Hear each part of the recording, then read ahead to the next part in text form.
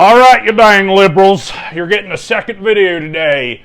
We're going to be talking a little bit about military surplus. If you don't like the video, you are gay. Greetings and salutations, Reddit. It is I, Austin of the channel Warfare Vintage Austin channel. Today we're talking about military surplus, but actually more along the lines of alternative ways to buy military surplus. I had a great phone conversation with Mr. David Steeghan. You might recognize him from Weaponology or Top 10, and this was a video idea that came from him, and I'm inclined to agree that it's a great idea. Now, military surplus, right?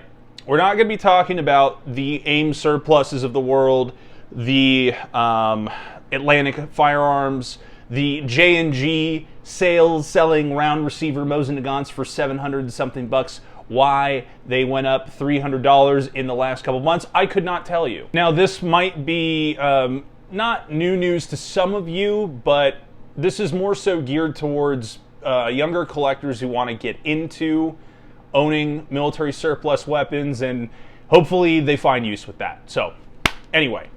So the first one we're going to talk about is, or the first option I should say, is haggling and local and online locally. Austin, what does that mean? You sound like a restart. What I mean is locally, like I, for example, live in the great state of Arizona, and there is a local gun classified, Arizona Classifieds, that has on numerous occasions had people just getting rid of military surplus guns. They're moving. They need it out of the house today. They don't care about it. That kind of stuff. And the amount of good deals to be had on there was actually very alarming. But one thing that the younger collectors do not do enough is haggle. You say, geez, dude, $350? I don't know, $3? You have to learn the art of the haggle with these local guys, okay? Are you firm on the price? Jeez, dude.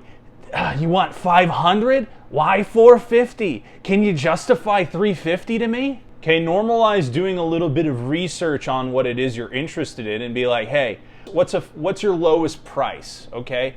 Factor in things like, hey, do I have to go drive to go get this weapon from this person? Hey, will you take off, I don't know, I gotta drive like an hour to go pick this up. Are you willing to take off like 100 for me? Do a little bit of online Googling and see if there's an online classifieds in your area. Another option that I've seen, albeit in more abundance from young guys that I'm actually loving to see, is using sporterized rifles and bringing them back to their original configuration, or at least close to. But there are rifles like this one in abundance that are significantly cheaper than their fully brought back to military fit and finish counterparts. So let's just say there's a K98 that's been sporterized, right? You can find stocks, you can do the research to figure out which stocks will match, or you can even pay to have a stock made. There are companies that do that, and it could be a little bit of a project for you. I've done it a couple times, and it increases the value of your rifle by quite a bit. When a K98 that's sporterized goes for like 300, 350 bucks, and you put, you drop maybe 250, 300 into it, and people would be willing to buy that exact same rifle from you, or for, at least for the most part, for probably $300 more than what you put into the rifle altogether. There are also drill rifles and stuff like that that you can purchase that have parts, depending on the gun, for like next to nothing, and you could just look for a barreled action. And yeah, you're gonna have to learn how to put these old guns together, but it is an option that I recommend. Estate sales. And I hate to say it like this because it sounds callous, but the boomer death clock endlessly ticks, and there are more and more estate sales popping up, and a lot of the time those estate sales will have guns and to be had for a really good price. You know, the kids didn't care about them, nobody in the family wanted them, whoever is selling the stuff doesn't really care or know what they're worth, that kind of thing. And it's, I know it sounds callous, but I mean, it just is a reality. 3, online auctions. Or alternatively, ones that are local to you with large lot numbers, and you hang around for most of the day and you will get something good. The online stuff I've personally done a lot, like on Proxybid, and there's like 600 lots. As an example, I'm going to be doing this auction coming up, and there's like 20 Finnish Mosins on there, and they're listed throughout the auction. So if you hang around till the end, or you check in at the end, or the middle, kind of middle of the end, a lot of people are going to spend up their money, and yeah, you're going to have like a $50 premium or buyer's premium fee or whatever, but you're still going to get a really good deal on something. If you're patient and you hang around for most of the day on that auction, if you have the time, it's usually done on a weekend. You will find a deal. It's a matter of you have to be patient for it. Another one is police auctions, by the way. You'll be surprised what kind of things that you'll find at a police auction that might be worth your time. I would definitely recommend going to like a regular auction, but you never know. If you have time and there's one coming up, you might get guns on the cheap. Another option is the Civilian Marksmanship Program, the CMP, or if you're looking for, say, some Krag Jorgensens, those just came in.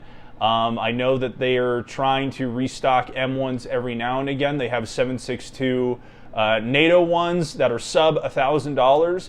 That's a pretty good deal. I think people tend to stray away from the CMP because the paperwork, y'all are lazy.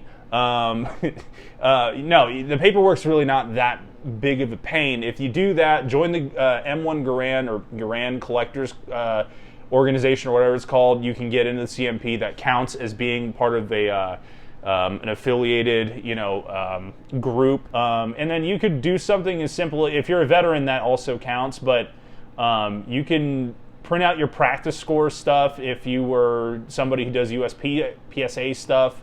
That's all acceptable. So if you're willing to put in the effort, you can get a discount on a Garand to the tune of, field grades are going for like $700-800. Another one that people kind of don't ever think about, black powder stuff is also military surplus that exists. Some people might not find that cool, but you can collect that stuff. It does count. And I guess your fifth option, right, is the friends and family thing. Not everybody has access to people who are interested in guns, so I don't really count that one. But definitely going to local like pawn shops. I'm talking like out in the sticks. Try to find the most esoteric ones that sell guns. You might be able to find something in that haggling thing we talked about. You can do that. I've done that a couple times. It's actually worked. So at this point in time, military surplus is a luxury. The affordable stuff that you can find right now on like Atlantic or AIM or any of those websites. Royal Tiger has a lot, but again, those are Ethiopian shit boxes. The refurbished ones, I will see. I'm going to do a video on all that. But the point is you're going to have to put a little bit of effort into collecting now. Some people don't really think about those avenues necessarily. The boomers are cutthroat, and they definitely know how to haggle, and that's something that the younger guys don't seem to do nearly as much as they do. So this is just me saying, I hope you consider doing that more. But that's going to do it for me today, YouTube. This is Austin at the Vintage Warfare channel. Just hopefully getting, I know that's going to sound like, some people it's going to sound like common sense, but, I get people asking enough at this point, hey, what do I do to get into the market? And, well, hopefully this helps somebody. Otherwise, I will see you in the next video. Later!